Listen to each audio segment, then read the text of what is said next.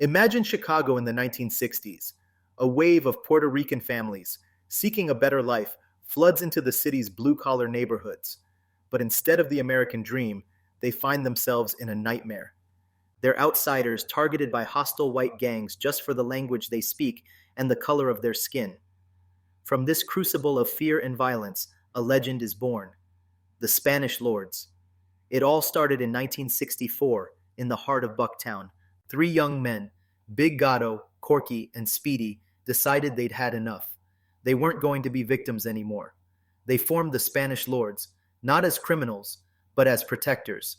Their mission was simple: to defend their community, their families, and their friends from the constant threat of racial violence.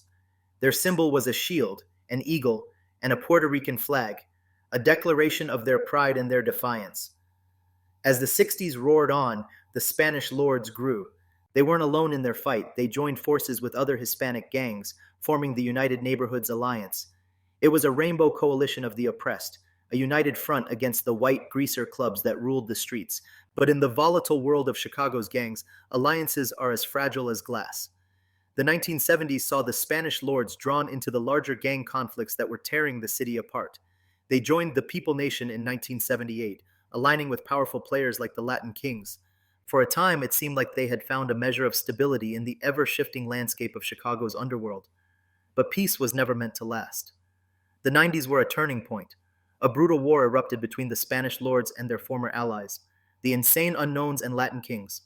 The streets ran red with the blood of former friends.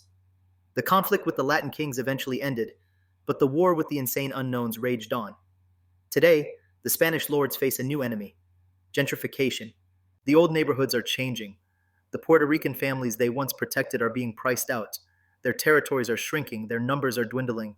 The Spanish Lords, born from a struggle for survival, now find themselves in another fight, a fight against the relentless march of time and change.